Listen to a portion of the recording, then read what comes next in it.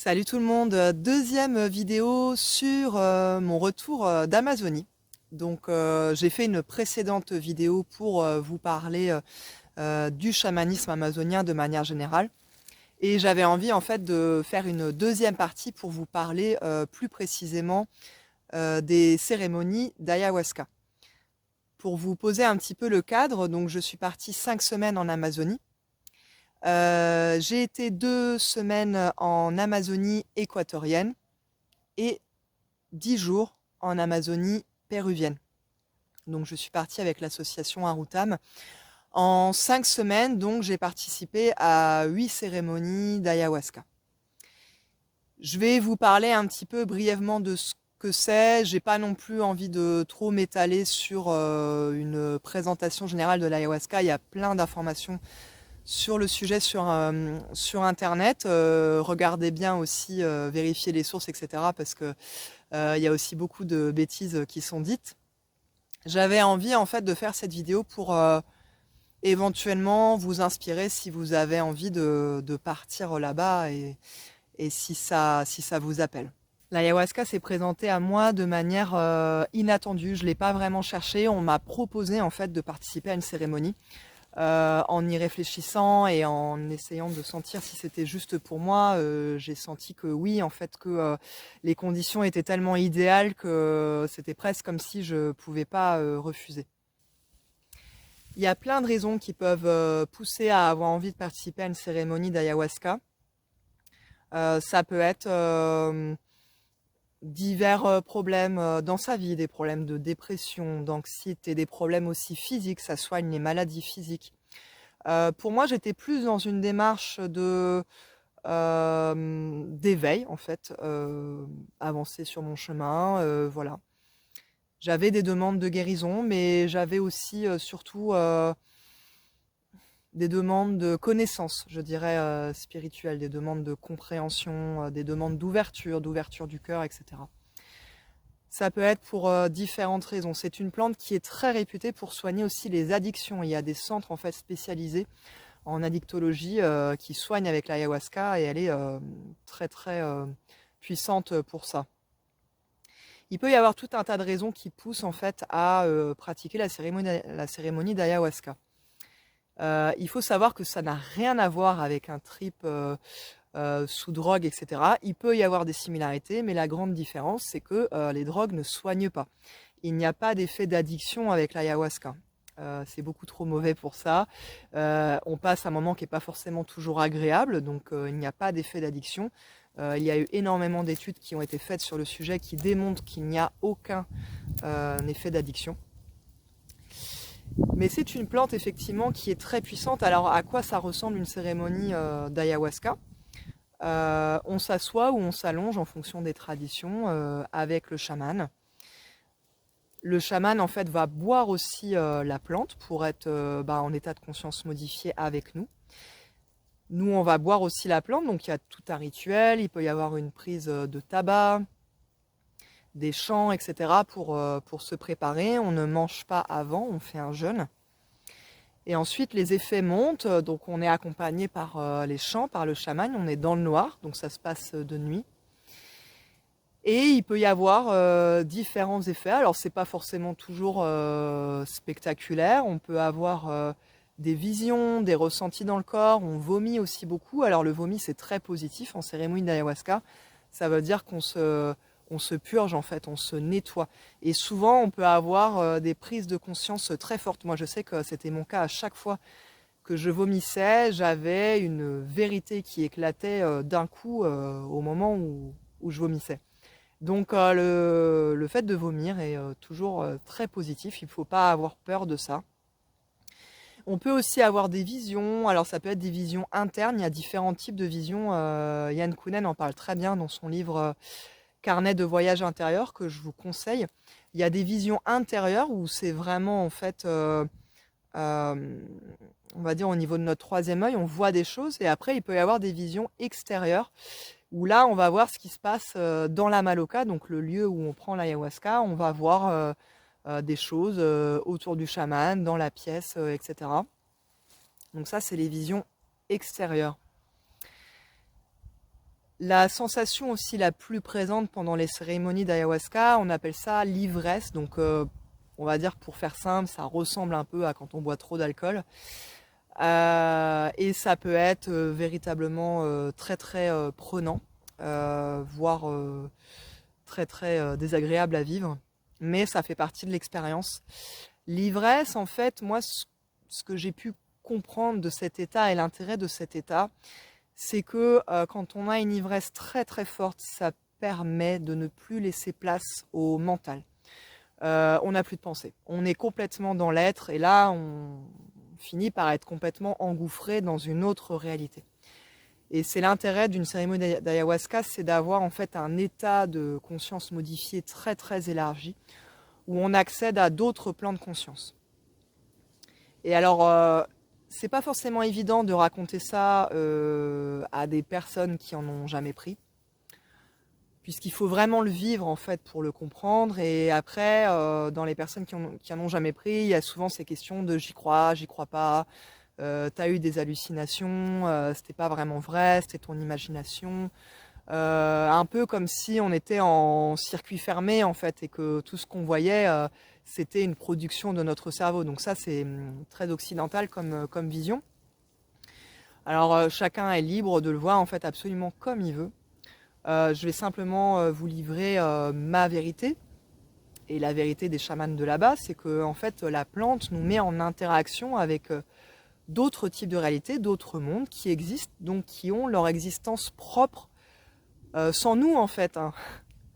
C'est quand même dingue quand j'y pense on pense en fait toujours parfois que il y a que l'humain, il y a que nous qui produisons la réalité. Voilà, que ce qu'on voit c'est pure production du cerveau humain. En fait, il y a des choses qui existent en dehors de l'humain. Nous-mêmes, en tant qu'humains, on a été créés par d'autres types de conscience qui sont plus grands que nous. Et en fait, quand on prend l'ayahuasca, on rentre en interaction avec ces autres plans de conscience qui existent, enfin, indépendamment de nous, en fait. Est-ce que c'est différent des voyages au tambour? Oui, c'est très différent. Et d'ailleurs, moi, ça m'a beaucoup apporté. Si vous faites le voyage au tambour et que vous avez envie d'essayer l'ayahuasca, alors déjà, je vous rassure, il n'y a pas de souci, vous pourrez toujours faire des voyages au tambour. Moi, c'était un peu ma peur de me dire, ah, mais c'est quelque chose de tellement puissant. Du coup, après, j'arriverai pas à voyager au tambour. Non, il n'y a pas de souci, on peut toujours après voyager au tambour. Simplement, ce qui a pu me tendre parfois un petit peu des pièges, je dirais, ou en tout cas, ça aurait pu être un écueil, c'est que je me raccrochais parfois aux choses que j'avais l'habitude de voir au voyage au tambour. J'avais certaines habitudes de voyage dans d'autres réalités. Donc, parfois, je restais un peu dans quelque chose qui était connu. C'est-à-dire que je voyais, voilà, j'avais un petit peu mes habitudes, on va dire, comme ce que je vois en voyage chamanique au tambour. De voir des esprits, de voir bah, mes esprits alliés qui étaient toujours avec moi, en fait. Je les voyais, etc. Sauf que je voyais bien qu'en fait, la plante pouvait m'amener ailleurs dans d'autres choses. Et j'ai fini par lui faire la demande, en fait, par lui dire, mais oui, moi, en fait, je veux accéder à des choses différentes. Enfin, fais-moi voir un petit peu ce dont tu es capable, en fait, avec moi, quoi. En fait, je savais que je pouvais aller plus loin avec elle. Et ma demande, ça a été de voir derrière les visions, d'accéder, en fait, à d'autres plans, en fait. Cette réalité qui est créatrice. Qu'est-ce qui crée les visions, en fait? Moi, j'avais envie d'aller voir ça. J'avais envie, en fait, d'aller voir le grand tout, c'est-à-dire de fusionner avec cette autre réalité. Et quand j'ai vu les prémices, j'ai eu un petit peu peur, puisqu'en fait, la plante vous amène dans des peurs, elle vous fait voir vos peurs, etc. C'est en ça qu'elle guérit, en fait. C'est parce qu'elle vous permet de traverser des choses compliquées, voire même des traumas, hein, des choses que vous avez pu oublier, etc. C'est pour ça qu'il faut se sentir prêt. Une fois qu'on prend l'ayahuasca, il n'y a plus de retour en arrière. La plante, elle vous prend, elle vous attrape, elle vous embarque. Si vous demandez à ce que les effets s'arrêtent, vous allez avoir beaucoup de mal. Et en l'occurrence, pour ce voyage-là, où j'ai demandé à aller voir au-delà des visions, j'ai été complètement embarquée dans quelque chose d'une puissance incommensurable, quelque chose que j'avais jamais vécu avant. Un espace où en fait les effets étaient tellement forts que je ne pouvais plus penser. C'était impossible, donc mon espace mental avait complètement disparu. Et ça a duré assez longtemps. Ça a été une expérience mystique complètement euh, ouais, au-delà des mots, quoi. C'est très, très difficile d'en parler. C'était vraiment un état d'être que j'avais jamais eu avant.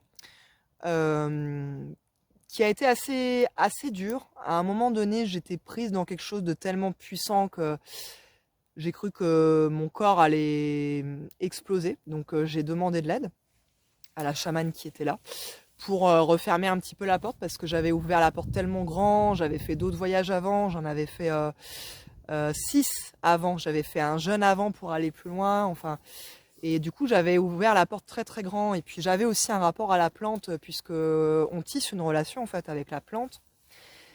Et j'avais réussi à tisser une relation de confiance qui fait que j'avais plus beaucoup de barrières. Et du coup, elle avait pu prendre une place. Elle avait bien pris sa place, en tout cas en moi. Et en fait, j'avais fait une demande. Et elle m'a apporté ce que j'avais demandé. C'est-à-dire voir le grand tout et être avec le grand tout.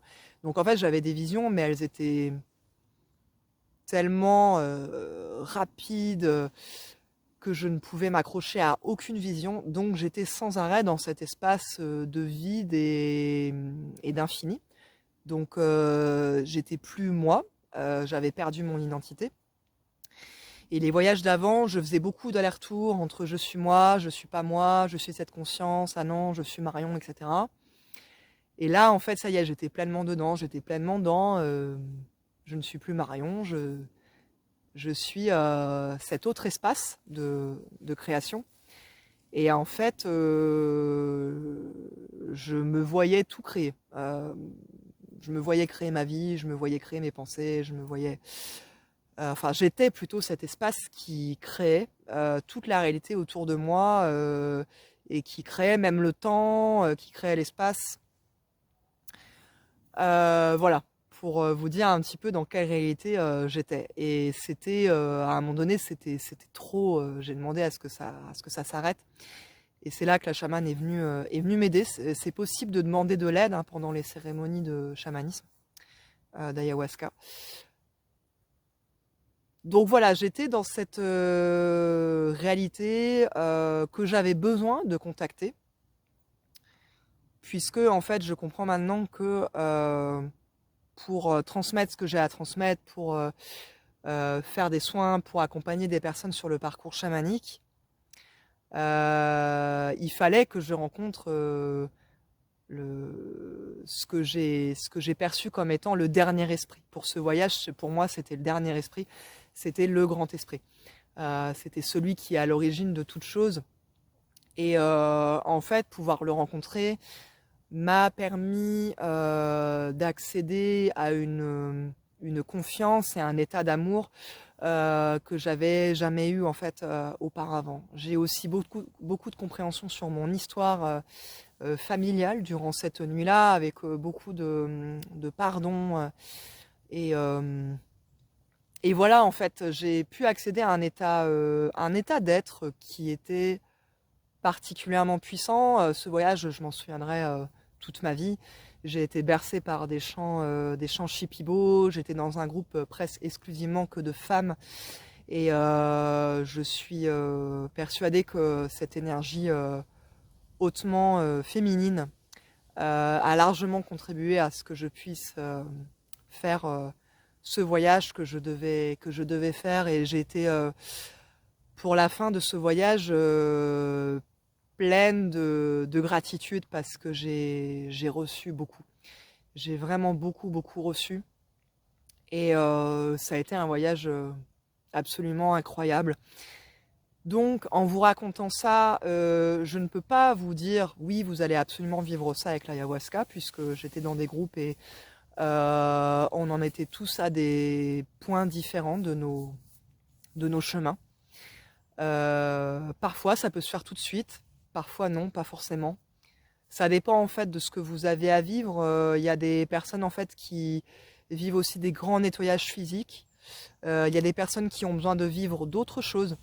En tout cas, l'ayahuasca peut permettre ça. Donc si vous avez à le vivre, c'est sûr que c'est une porte d'entrée assez rapide.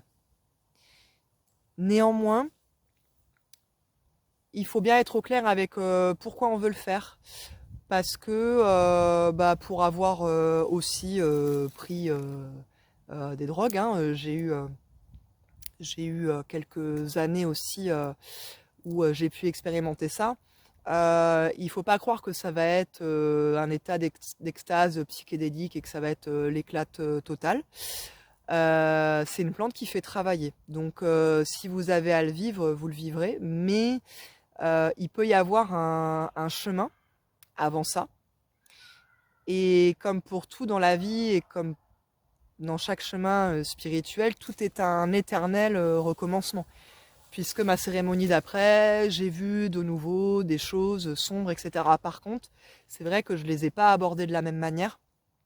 Et il y avait en fait une lumière qui était beaucoup plus installée en moi, qui a fait que j'ai pu en fait déjouer ces ombres qui venaient un petit peu me titiller et me tester. Une cérémonie d'ayahuasca, c'est une expérience qui est tellement vivante, forte et physique que, en fait, selon moi, ça permet d'engrammer en soi un état d'être différent.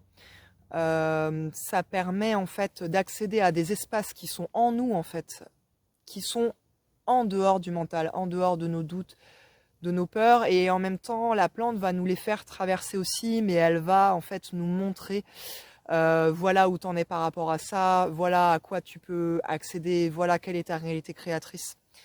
Et en fait, on est tellement embarqué et pleinement dans le moment que ça permet de l'intégrer de manière assez forte. Pour ma part, ça m'a permis d'accéder à un état de confiance et de foi dans la foi que, en fait, d'autres réalités plus grandes que nous existent bien. J'avais déjà cette foi, mais disons que là, je suis allée un petit peu plus loin là-dedans. J'ai beaucoup moins de doutes, beaucoup moins de peur. Et je dirais qu'une cérémonie d'ayahuasca, ça permet ça. En tout cas, pour moi, ça a permis ça. Ça peut permettre aussi beaucoup d'autres choses. C'est une expérience de conscience, en fait. La sagesse de cette plante pouvait parfois nous amener, parce que je pense aussi aux autres personnes du groupe, dans tous les paradoxes de la vie, puisque à la fois elle nous permet de contacter notre vérité, et à la fois elle pouvait nous montrer tout et son contraire, c'est-à-dire un soir ça allait être une chose, et puis la cérémonie d'après ça allait être une autre. Et je repense à cette phrase très juste que j'ai entendue pendant le voyage là-bas d'une autre personne. Tout est vrai et tout est faux en même temps. Et c'est sûr qu'elle n'est pas là pour nous rassurer et nous conforter dans nos certitudes. Elle va plutôt nous amener dans toutes ces zones et ces interstices entre le vrai et le faux, en fait. Et c'est en ça qu'elle est vraiment d'une grande intelligence, puisque en fait c'est notre mental finalement qui a envie d'avoir des vérités, enfin des choses on va dire sûres et inébranlables. Et elle va nous amener dans d'autres endroits, mais en même temps il suffit de voir en fait le visage des gens qui racontent leur voyage, même s'il n'y a rien de sûr qui en ressort, en fait, ce qui est sûr, par contre, c'est qu'il y a une paix et une joie. Et ça, je pouvais la sentir en moi et la voir aussi même chez les autres participants, en fait, que leur regard changeait, en fait. Et c'est ça qui est magnifique. Par rapport au chamanisme, si vous êtes déjà sur la voie chamanique, C'est absolument pas un passage obligé, l'ayahuasca. Il est vrai que c'est une des grandes plantes maîtresses et que ça fait partie d'une des grandes traditions du monde, hein, la tradition de l'Amazonie. Mais il en existe plein d'autres. On peut aussi très bien aller pratiquer au tambour en Amérique du Nord, en Mongolie, etc.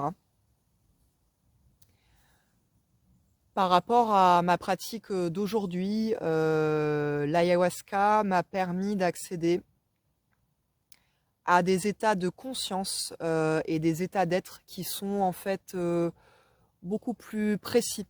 Dans mes soins, en fait, il y a maintenant une précision au niveau de l'intention, puisque en fait, on amène de la clarté dans notre esprit, dans notre mental.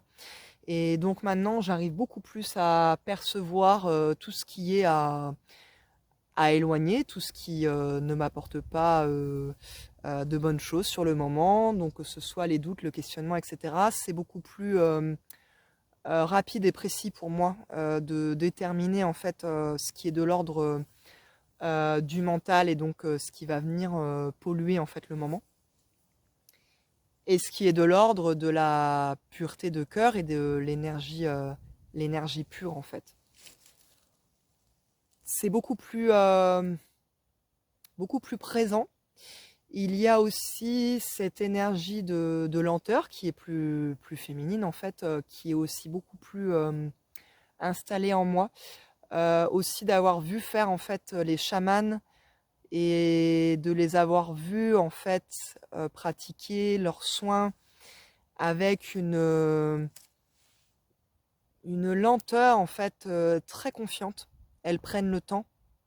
Là, je pense surtout aux dernières chamanes avec qui j'étais. J'ai été aussi avec des chamans hommes, Carlos et Rosé. Mais en tout cas, pour Marina et Mercedes, elles étaient vraiment dans cette énergie de lenteur, de précision et de confiance qui était assez bluffante à voir. Ça m'a aussi permis, j'en parlais dans une story Instagram et aussi sur Facebook, de voir en fait comment le chant pouvait guérir. Et je l'ai vu, en fait, j'ai eu les visualisations en fait du chant quand elle pratiquait les soins, qui étaient assez incroyables à voir et je les ai perçus aussi en moi. Donc ça a été, voilà, une fois que c'est là en fait. Il n'y a rien à ajouter de plus. Euh, voilà ce que je peux dire en fait sur cette expérience d'ayahuasca. Ce ne sont que des mots qui traduisent de manière assez maigre en fait, hein, finalement, l'immensité de ce qu'on peut vivre pendant un voyage comme ça et pendant des cérémonies comme ça, vraiment. Je me plie quand même volontiers à l'exercice parce que ça me fait plaisir de pouvoir le transmettre et de pouvoir en parler. Mais bien évidemment, j'ai conscience que ce que je dis ne transmet qu'une toute petite partie de ce qui est possible de vivre là-bas. Mais en fait, si ça peut simplement semer des petites graines de conscience, et ben en fait, voilà, j'en serais très heureuse. Donc, n'hésitez pas si vous avez des questions sur tout ça, n'hésitez pas aussi à liker et à partager la vidéo. Si ça vous a plu, à bientôt.